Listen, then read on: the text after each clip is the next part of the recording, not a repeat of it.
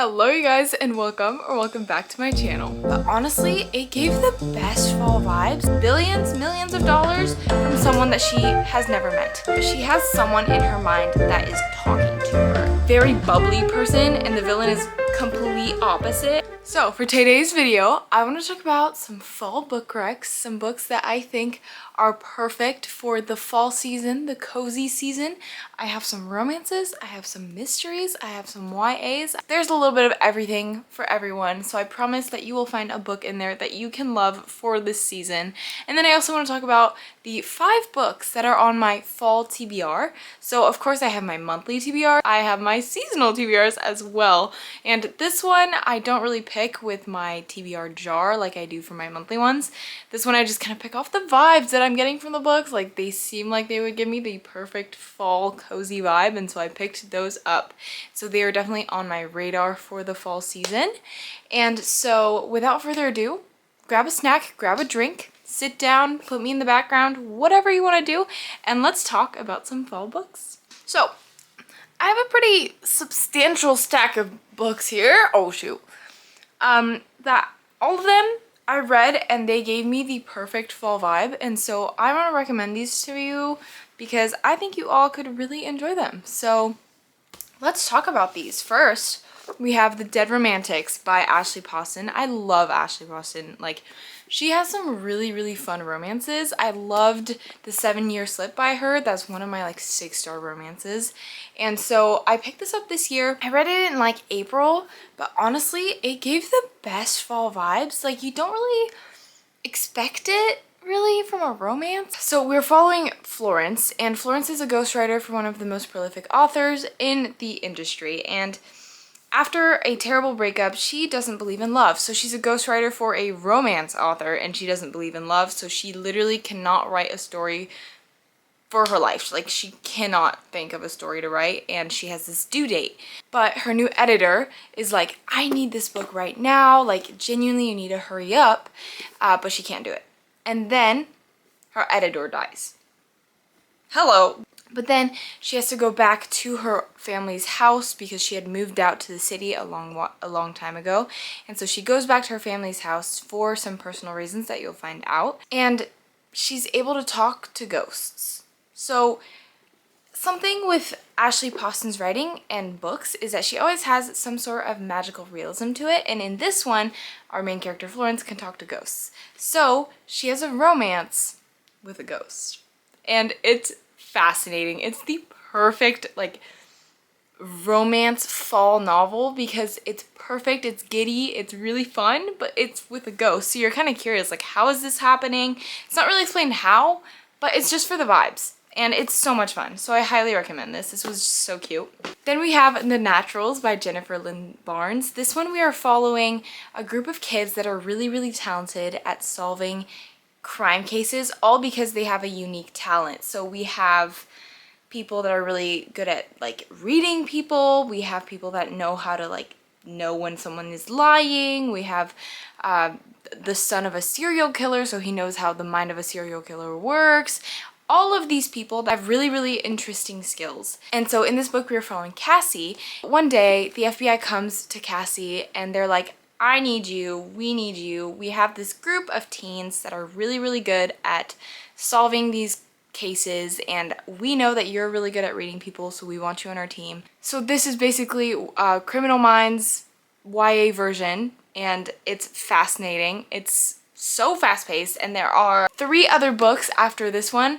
I read this series so fast, in a week, I would say. It's so fast-paced. It's perfect because it's like a really fun mystery vibe for fall. This is definitely the perfect fall read just because it gives the best, like, cozy sitting down, but also kind of thrilling, and like you're sitting under a blanket and you're finding out about Cassie and her adventures, and it's really fun. Then we have Truly Devious by Maureen Johnson. In this one, we're following Stevie Bell, and she's set to begin her first year at the Academy Ellingham. So it's Ellingham Academy, and it's a famous private school in Vermont. And during her first year, she is determined to solve a cold case that happened at this academy. But then again, she is also trying to succeed in school. This is very much like boarding school vibes. So we're following Stevie as she's trying to solve this cold case. But then there's also a mystery in the current plot line, and you're trying to figure that out. And that mystery lasts the whole 3 books in the series. Or no, the cold case lasts the whole 3 books in the series. But then there's also another mystery storyline that lasts a really long time, and it's just really fascinating, and you find out new things, and there are really good plot twists. This is once again a YA mystery, and honestly it's just so much fun. Very much fall vibes, very fast paced. If you want boarding school, mystery, cold case, solving a case with her friends, very much the vibe for you. So truly Devious. Then we have another Jennifer Lynn Barnes book. We have The Inheritance Games, and in this one we are following Avery Grams, and Avery Grams finds out that she is inheriting, like, how many?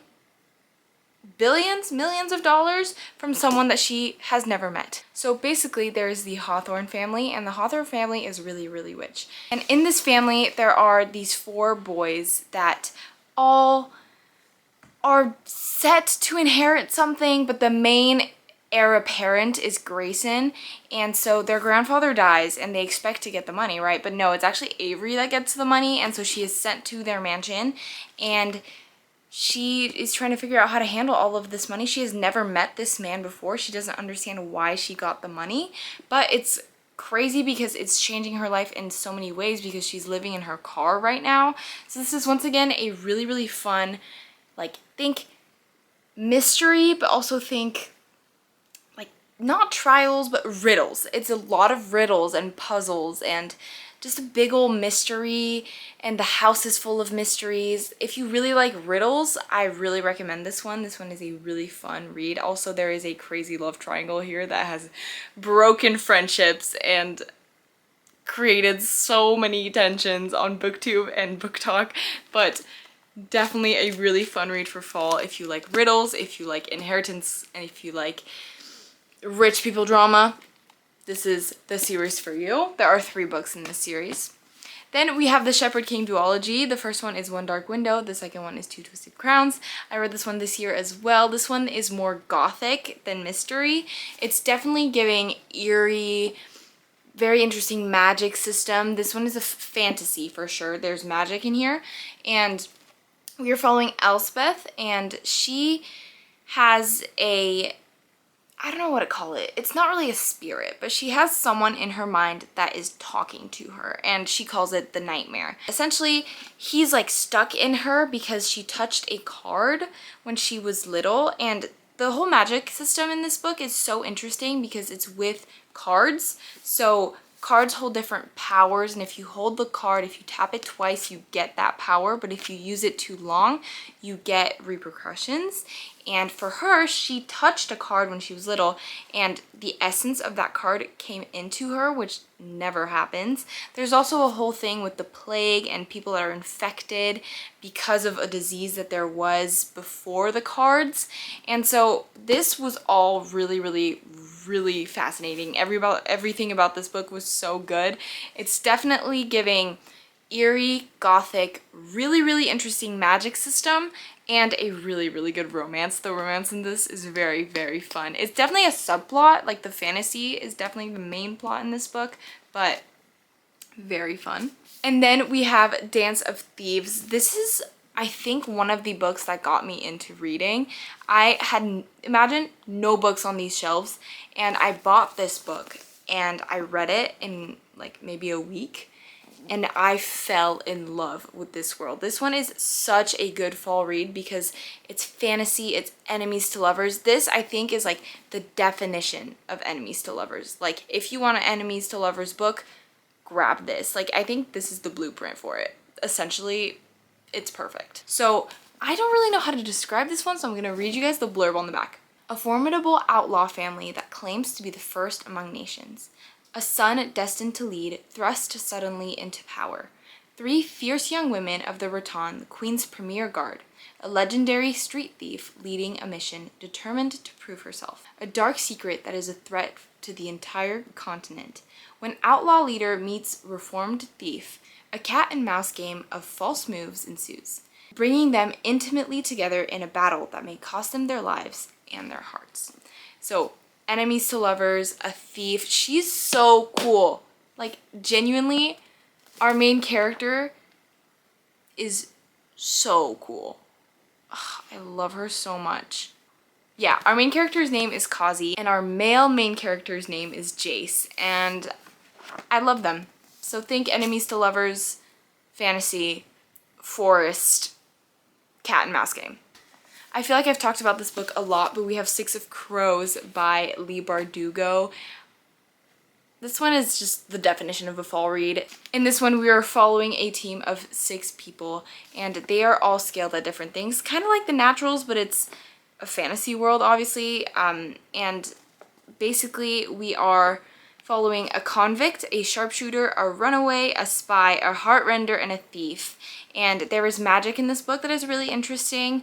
There is a little trilogy before this that people say that you should read before you read this. It's the Shadow and Bone trilogy. Personally, I didn't read it beforehand and it didn't really affect my reading experience. But if you want to, you can. But in this one, we are following this group of people that are organizing a heist, and that is all I'm gonna tell you. That is literally all I'm gonna tell you because I don't want you to know anything else. I want you to go in this blind, and by the cover you can see that it's a fall read, and by the premise you can feel that it's a fall read. Think gothic, think heist, think team, think found family. Amazing. Then we have Assistant to the Villain. This is kind of like a romantic fantasy comedy. In this one, we are following the assistant to the villain, essentially. So we have Evie, and she needs a job, and no one is offering her a job, so she's like, okay, I saw this job posting, the villain needs an assistant, so I'm gonna be the villain's assistant. And she is like the funny, lighthearted, just like very bubbly person, and the villain is complete opposite, and so it's so funny, their dynamic. The villain is, his name is Tristan, but nobody calls him that. He's just so fun. He's just so fun, and this one is just a fun time. We're following her as she's the assistant to the villain, obviously, and all I can say is you have so much fun in this book. It's funny, it's hilarious, actually. Not funny, it's hilarious. And there's this little frog, and he holds up signs. That's his one way of communication, and he holds up sign with literally one word. And the amount of times that I've laughed because of him, not normal. Not normal, but so good. Genuine. Ugh, I just can't. It's so fun. It's just, if you want to laugh in a fantasy world and just giggle and blush, but also just like have so much fun, this. And last but not least, we have Divine Rivals. You guys have probably heard about this, but this is Divine Rivals by Rebecca Ross. I took off the dust jacket cover and I don't know where it is. It's somewhere in here. I haven't lost it, but I just love the cover like this, like just with the deer iris on it. And in this one, we are following Iris, and there is a war going on between 2 gods, and we are kind of, it's a mix of a romance and a fantasy and a historical fiction, I think. Roman and Iris are co-workers, and they both write for a newspaper, and they are just rivals. They don't like each other. Iris's brother is in the war, and she is writing letters to him on her typewriter, but something that she doesn't know is that her brother is not actually getting her letters. Roman is getting her letters through his closet, and essentially he reads them. He doesn't tell her that he reads them at work, and he writes back not saying who he is, and they just have this correspondence, and then they fall in love over letters. But as you can guess, she doesn't know that it's Roman, and then things ensue and things happen and the war continues. So there's definitely a lot of different like little plots and things like that in this book. There's the war, there's the letters, there's the brother, there's the mom, there's the romance. It's just really fun. You don't get bored in this book. I had so much fun. And it's definitely a really good fall read because of like the typewriter aspect and the war aspect and just the overall vibes, like newspapers and all of that. I loved this. It was so much fun and I really recommend. So those are my fall recommendations. I know that was kind of like a quick explanation and I hope that didn't like confuse you guys, but I also feel like when I give recommendations, I don't want to like explain the whole plot, because then that takes away the whole fun of the book. And so I just like giving general vibes, because that's how I like to get book recommendations, because I don't want to know the whole plot before I go into it. Then what's the point of reading it? So those are my little vibe recommendation books. And then for my TBR, I'm going to go through this rapid fire because I feel like I've talked in your guys' ears off already enough. But I have The Nightingale by Kristen Hanna, which is a historical fiction in Paris, and we are following two sisters in the war. Yes, two sisters in the war.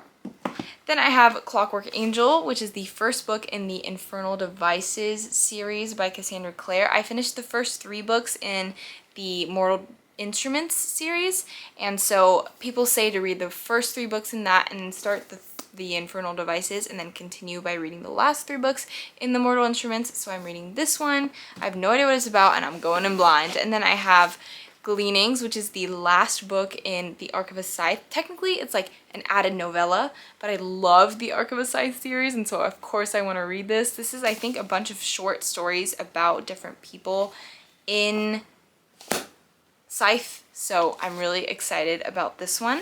Then I have The Serpent and Wings of the Night. I don't know how I haven't read this book yet, because I feel like everyone on BookTube and BookTok and Bookstagram has read this and raved about it.